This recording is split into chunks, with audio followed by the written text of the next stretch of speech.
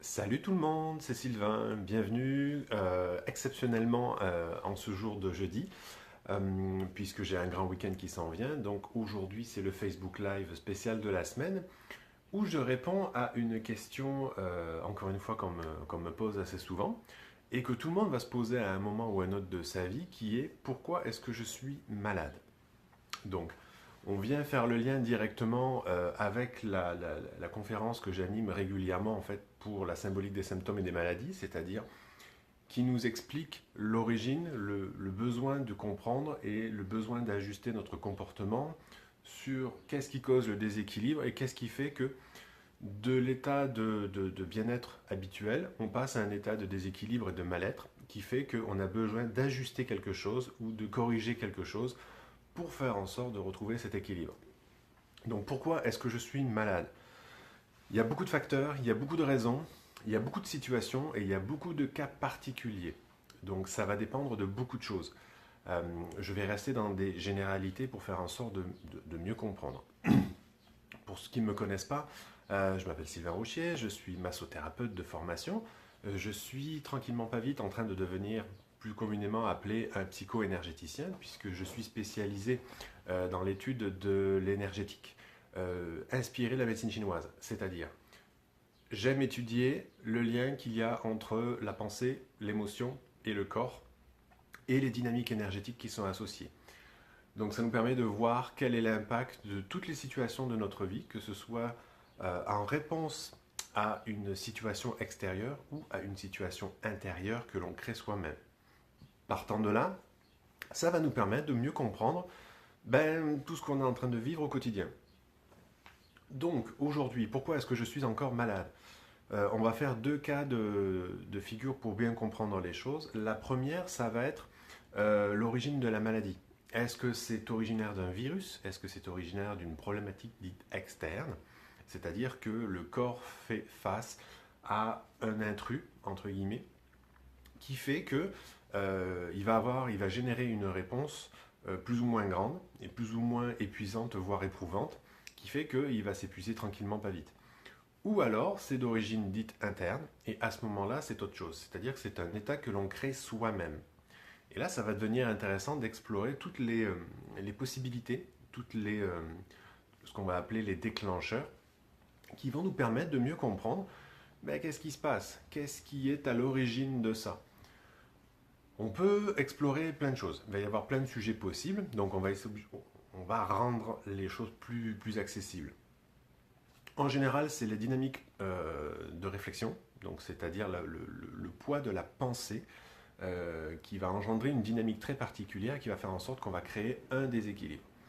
Ensuite, il y a l'émotion.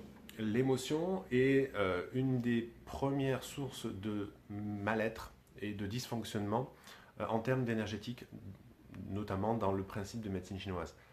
Donc l'émotion, la façon dont on gère nos émotions va faire en sorte de créer des dynamiques différentes et qui va impacter le corps à plusieurs niveaux. En énergétique, on sait que, notamment en médecine chinoise, chaque organe abrite, entre guillemets, pour simplifier, une émotion en particulier et gère différentes fonctions psychologiques et a des répercussions mécaniques, physiques, sur le corps, mais aussi sur l'ensemble de l'être humain. Ce qui fait que, par exemple, pour réduire, on sait que le foie, il gère la colère, la frustration, les poumons, c'est la tristesse, les reins, c'est la peur, mais aussi il gère la volonté, et bien d'autres particularités et spécificités. Mais ça nous permet de voir un petit peu qu'est-ce qui en découle, qu'est-ce qui se passe, qu'est-ce qui peut être impacté au moment du déséquilibre. Donc, une maladie, c'est pas anodin, c'est pas juste là parce que c'est plate, puis il n'y a rien à faire. C'est un rappel à l'ordre pour nous amener à corriger un comportement ou une situation pour laquelle on s'utilise mal. En gros, c'est pas mal ça. Là, on est vraiment dans le domaine du psychosomatique, comme on dit, c'est-à-dire je suis en train de faire ou de vivre quelque chose et je le laisse m'impacter d'une manière qui n'est pas forcément la plus idéale pour moi. Donc, je peux lutter autant que je veux contre la maladie, mais tant que je ne comprendrai pas le message qui est derrière elle, je vais avoir la difficulté à passer au travers. elle va pouvoir s'éterniser, elle va pouvoir se renforcer, ou elle va pouvoir muter en choix. Donc, ça va être intéressant d'explorer les possibilités qui sont cachées derrière. Donc, si je reprends, parce que j'avais quand même quelques questions qui étaient inhérentes à ça, pourquoi l'inconfort, la douleur, la maladie sont-ils présents? Donc, pour nous ramener à l'essentiel, pour nous ramener à nous retrouver nous, c'est-à-dire, on le vit de plus en plus souvent. En général, dans notre société, on est capable d'encaisser beaucoup de choses, de faire comme si tout allait bien, alors qu'on sait pertinemment que ça ne va pas bien. L'intérêt, c'est de bien comprendre les dynamiques qu'on est en train de mettre en place pour faire en sorte de se mentir à soi-même, ou au contraire, d'être au clair avec soi et de faire en sorte d'apprendre à tous les jours, de s'ajuster à tous les jours, de se permettre à tous les jours d'écouter la rythmique, la dynamique qui est au fond de nous à tous les jours. C'est pas vrai qu'on peut être tous les jours au top de la forme. C'est pas vrai qu'on peut être capable à tous les jours, au même titre que tout le monde, et comme tout le monde prétend l'être. Ça ne marche pas. Un, c'est pas possible physiquement. Puis deux, ça ne sert à rien, parce que vous n'êtes pas les autres, on n'est pas les autres, on est soi-même. On cherche à la fois à être soi-même et en même temps à être comme tout le monde. Hein. On a toujours un petit peu ce paradoxe dans la vie. Mais l'important, c'est de revenir à soi. La maladie va être, quelle que soit sa force, on va dire, quel que soit son côté handicapant, quelle que soit sa nature, va avoir tendance à nous ramener vers nous, au contact de nous. Pour la bonne et simple raison, c'est que plus elle est virulente, plus elle nous coupe du monde, pour nous obliger à revenir au cœur de soi. Qu'est-ce qui se passe?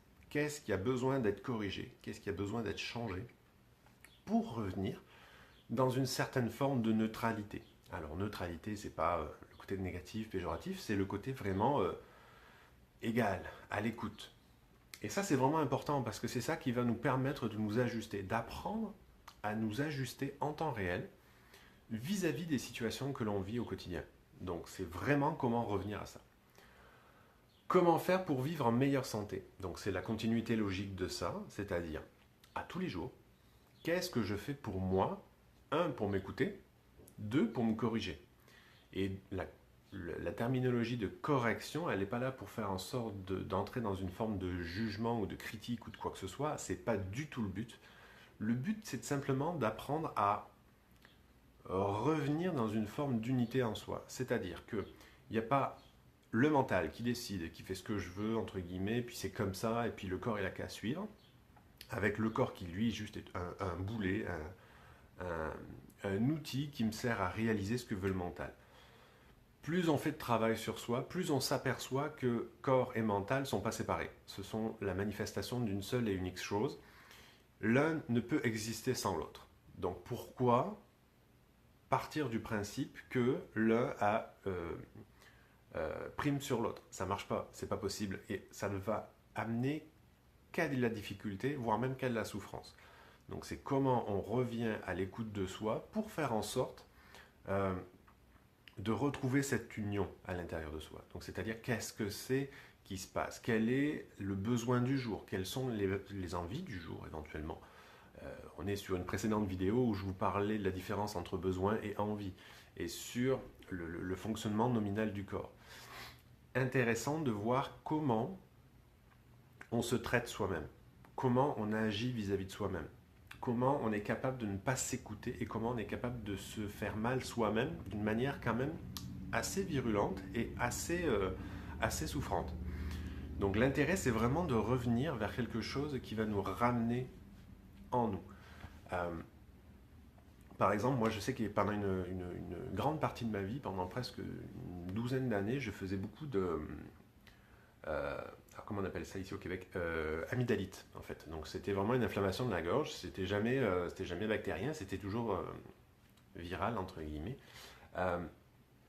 Mais en même temps, depuis que j'ai fait un certain travail sur moi, en fait, notamment au niveau de la communication en tant que telle, ben, là où j'en faisais 3-4 par an, notamment où j'étais dans une période où j'étais un petit peu en difficulté de couple, on va dire, Depuis que des choses avaient été mises au clair, et puis bon, depuis que j'avais réglé le problème du couple aussi, bizarrement, je n'en ai plus. Et ça va faire 3 ans. Et ça, c'est quand même pas rien, parce que quand on passe de 4-6 épisodes par an à plus rien pendant 3 ans, uniquement après avoir fait des prises de conscience et avoir effectivement commencé à changer ses habitudes, c'est-à-dire éviter de réfréner, de s'empêcher de faire circuler des choses, c'est-à-dire qu'une parole, ça vient d'une intention, mais ça vient d'une réflexion, ça vient d'une dynamique qui a besoin de circuler. Si je réfrène tout, à force, au bout d'un moment, ça bouillonne à l'intérieur. On rentre dans un système de frustration, on rentre dans un système euh, de, de, de, de limitation et aussi d'inconfort. Et au bout d'un moment, ça va forcément se manifester d'une manière ou d'une autre, et que je le veuille ou pas. Donc l'objectif, c'est de faire circuler en tout temps. Donc depuis que je fais ce travail-là, et effectivement, je n'en ai plus. Ça n'empêche pas que de temps en temps, je commence à avoir un petit symptôme, puis là, c'est l'occasion idéale pour revenir, puis qu'est-ce qui se passe en ce moment? Puis de regarder un petit peu toutes les situations que je suis en train de vivre et voir qu'est-ce qui se passe au moment où les symptômes se manifestent. Et là, en général, il n'y a plus qu'à essayer de faire des ajustements, voir qu'est-ce qui fonctionne. Et en général, c'est quand même super rapide, le retour à la normale. Donc c'est là où la magie du corps est assez exceptionnelle. Elle nous permet de réajuster en temps réel, en temps normal, à partir du moment où on prend conscience du comportement qu'on a à ce moment-là. Et ça, c'est juste génial.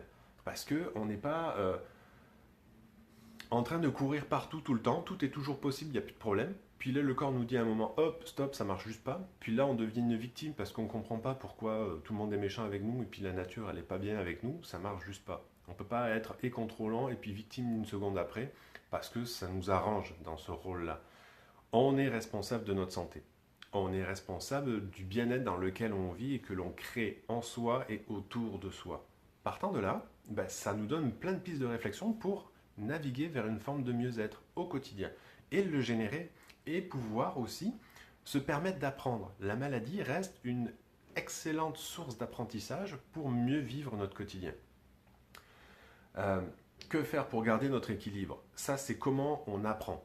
Comment on prend le temps d'apprendre de toute situation.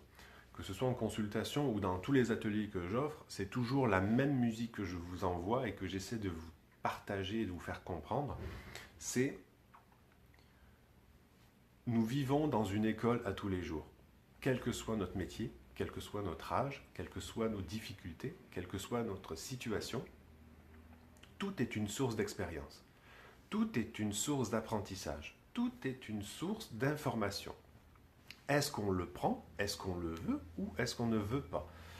Plus on va se mettre en réaction vis-à-vis de ce qui nous arrive, entre guillemets, plus on va se mettre en réaction vis-à-vis de la leçon que l'on est en train d'apprendre, plus on va générer un blocage, plus on va avoir un blocage entre la réalité, entre guillemets, puisque moi je pense de la réalité, ce qui fait qu'à ce moment-là, on va avoir un décalage qui s'installe et on va avoir une pression qui s'installe. Et au bout d'un moment, cette pression, on n'est pas fait pour vivre sous pression. Ça va devoir se ventiler d'une manière ou d'une autre. Soit ça passe par la communication, donc on va être capable de parler des choses, soit on réfrène parce qu'on a peur du jugement, on a peur de la critique, on a peur d'afficher sa vulnérabilité, on a peur de bien des affaires. Et à ce moment-là, à force de réfréner, au bout d'un moment, ça va exploser. On est tous plus ou moins passés par là à un moment.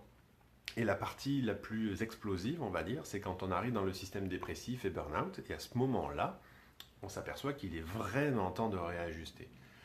Sauf que c'est quand même pas mal dommage de devoir arriver à ce stade-là.